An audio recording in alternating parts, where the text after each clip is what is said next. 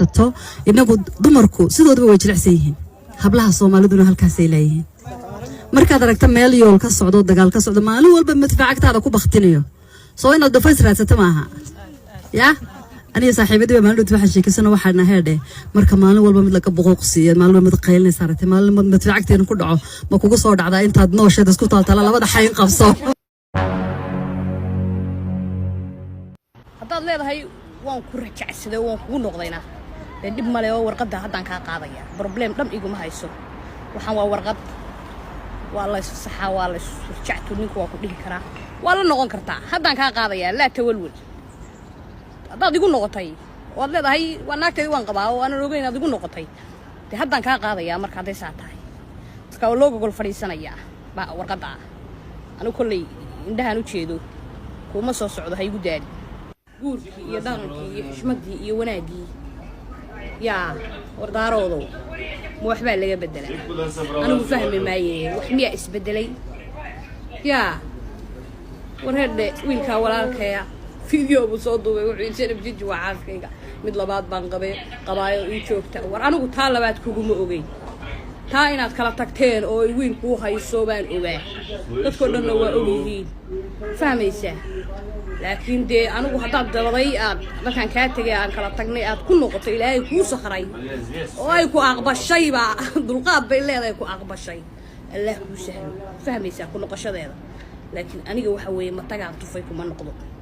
meesha qabiil ma yaallo yaa aniga ma jeerteena ma ihi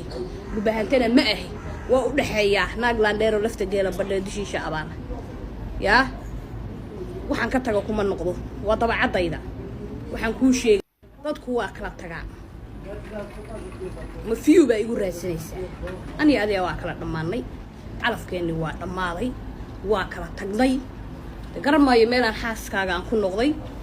garamaayo gooraad igu noqotay majeerteen maxaa tiri bah majeerteen baa isu soo kor raacay gabadha qabi maysid laba naag isku qabi maysid taasi waa adiga taada wey jeebkaaga waa seexatay waa ku riyootay kadibna si kala isku haysaa reeraha si kala isku haysiin alla cugdadooda ka saaro kullay aniga iyo reerahaas adiga iyo reerahaasi waa ii sibantii way fahmaysaa waxaan kuu sheegay walaalkayo dadku waa isqabaan waa kala tagaan fahmaysaa بس واحد تمرك فلو كوكو فيو كوكو عنا ترى سيدي دادك غاركود بقى كادول بهانت ماله هانجيرين maxaa qaldan haddaan soo furay micnihi warani yaadi calafkeen waa kala dhamaaday warqadeen waa kala qaadanay waanu kala tagnay dagarmay meel ay ugu qabtay inaadeer macaan aan kala xishoon billahi alik warheeda way salaam haya waraqaadiina rabtiin sheeka idii haya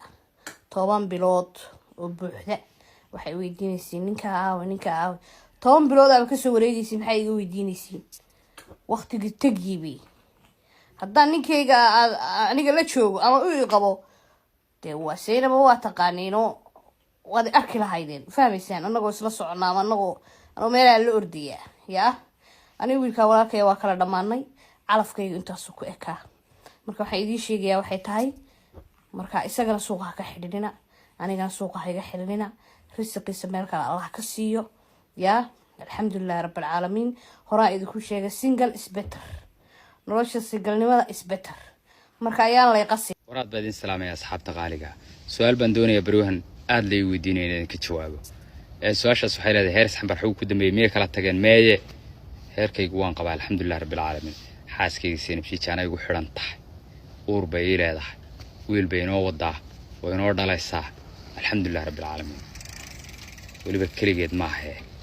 heer labaad baa ii jooga ford baa jirta xaaskaygiya oo cunugta daba jira ii haysa balse waxaa nasiib darra ah heera dhan oo tol ah in ay isku kaashadaan bahma jeerteen haddaanu nahay wallaahi inaadan xaas labaad Yurub ku qabahayn heeraha waxaan leeyahay adeer anigu nin darwiisha baan ahay ilaahay goona waaxidkaaba darwiishiga dhigay nin reer cali gariya baan ahay reer warfaaya baan ahay ma fahanteen reer maxamed warfaaya heer labaad iska daay mid saddexaad baan soo wadaa hadla noo saar subscribe ilaahay khayraha ku siiyo wax degdeg aad ku farxday ilaahay ku siiyo ana wareeg degdeg oo hadda soo dhacay ayaa ka dabagelaya waxaan ku leeyahay muuqaalka si share garan leegna saasay inuu helo daawadayaal fara badan waxaan ku leeyahay ku soo biir xaq soo TV sidaad halkaa ku aragto waxa weeyaan Safiya Tusmo oo loo dabaaldegay wixii dhacay looma kala harin haddaad maqli jirtay fanaaniin fara badan baa loo dabaaldegay maanta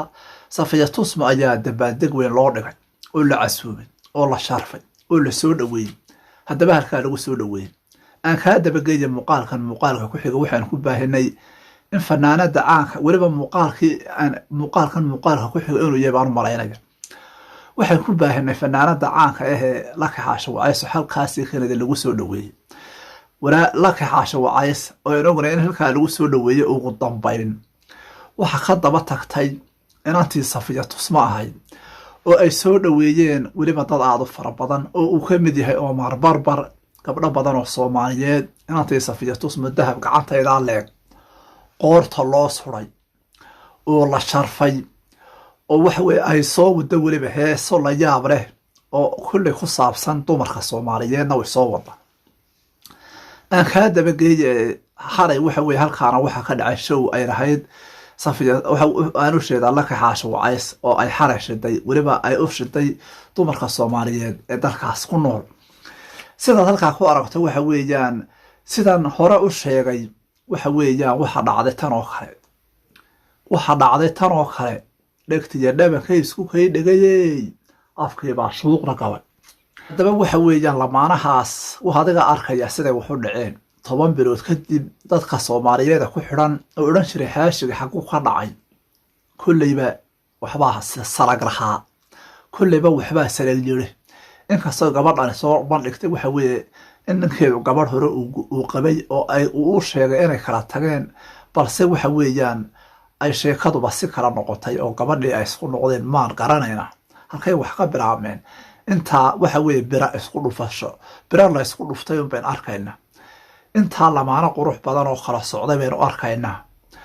markan waxa weeye Seenab Shiishi oo aynu garanayno qofka ay tahay wadaga arkaya kulli dadka faraha badan ee ku xiran labadii bilood ee ugu dambeeyay muuqaalada ay soo duubtay oo dib u raacay sheekadba wax kala ma yahayn odaygaga xaqu ka dhacay sidee bay wax noqdeen waxa kale oo ay soo bandhigtay nin weeshiga duuban oo aan la garanay qofku yahay iyadoo waxa weeye heesa karbaasha intaas oo dhan soo dhageysanaysay oo muuqaalisiga soo duubaysay kulli wixii dhacaba dhacay balse kala socday lamaanahaasi oran mayna tan waa shileen waa 10 bilood ka hor ayay kala socdeen ma 10 bilood ka hor waxa dhacay baa maanta la oranayaa waa shileen muuqaaladii ay soo wada duubeen hawada ku cuntay oo ay ka saartay haddaad aragto laba lamaane oo muuqaalada ay wada duubi jireen la cunay taasi waxay caddayn ku tahay inay kala socdeen sidii rasmi rays ya Farxaan Yare oo kale ayay noqonaysaa sheekadan sida halkaa ku aragtay waxa weeye 3 fanaan oo soo qaaday hees la yaab leh oo karbaasho waxa weeye sida diirka la isaga saaray waa fanaanka caanka ee Ilka Casaqays iyo waxa weeyaan inantii rasmi rays ahayd iyo waxa weeyaan Maxamed Kaadheer rasmi rays iyo waxa weeye Ilka Case iyo waxa weeye Maxamed Kaadheer ayaa heesa wada qaadaya wuxuu oranayaa Ilka Case rasmi rays ii hiile oo garabasi inantii rasmi baa oranaysa ku qabanaysa oo qaysow aniga hayshid Maxamed Kaadheerna wuxuu ku soo gulaanayaa Muqdisho nuqaale waa waran la yaab leh oo la helay sida halka ku aragto itus oo itaabsi inantii ishaabe ahayd oo soo bandhigtay anigu maan qorin sidaasaan ka ahay waa ishaabo oo sidan soo tiri xasuus maalinka ay xaqaa ay Turkiga qabteen waxa weeyaan Ilka Casaqays iyo inantii ishaabe ahayd waadiga arkaya xusuus bay tiri madaxaashigayga oo ay halkaa ku kulmeen taro arintan oo inantii nimcasho karmiyaa lala guursaday oo miyaanu garanayna mise heesta Ilka Casaqays oo soo wado ee waxa weeyaan karbaashka ah ayaa waxa weey lagu kala kicinaya oo la rabaa in mar kale magaalada la soo galiyo muuqaalkan waxa ka soo qaaday baraha bulshada ee saxda ah ee ay leedahay ishaabo ma oran karno waa muuqaal been abuura waa barteeda saxda ah ee ganacsiga ee baraheeda Snapchat sidaas waxa soo qortay ishaabo haddaba kulli weyn ognahay in aanay tani arrin run ahayn oo haddana waxa weeye ay dib soo noqotay balse nimca shookar ayaan aqbalaynba in ilka case waxa weeye gabadh kale soo hareer fadhiisato halkaa ku aragto waxa weeye waa muuqaal been abuura oo qabsaday baraha bulshada fanaanada caanka ah ee Faynuus Sheekh Daahir oo lagu baahiyay baraha bulshada ayaa la sheegay inay geeriyootay waa war aan saliya raad lahayn haddii aad aragtay tacsida waxa weeye fanaanadan caanka ah oo qabsatay maanta dhowr iyo 10 saac ee ugu dambeeyay baraha bulshada haddaad aragto muuqaalkan ha rumaysan waxa muuqaalkan baahiyay markiisa horeba Maxamed Baaraasi Timool oo waxa weeye luqadda Ingiriisiga ku soo daabacay isagoo oo u hambalyeynaya ama amaanaya gabadha fanaanadaas balse ay dad badan u qaateen inuu u soo tacsideynayay ugu dambeyn isaguna uu ka raali geliyay balse dad badan ayaa ugu dambeyn muuqaaladan oo tacsi ah ku baahiyay baraha bulshada waa muuqaalo aan saliya raad lahayn waxaan ku leeyahay wararka la yaab kale farqayn doonaa waxaan ku leeyahay bilow ilaa dhamaad ila soco aan ka dabageeyay inantii ishaabe ahayd oo sawirkan halkaa kuu soo dhigay hadda soo dhigtay mar dhaweyd bay soo dhigtay iyadoo soo qortay xusuustii kulankayagii aniga iyo xaashigayga ilka case qays oo inantii Niciima Shookar miyaa lala guursaday oo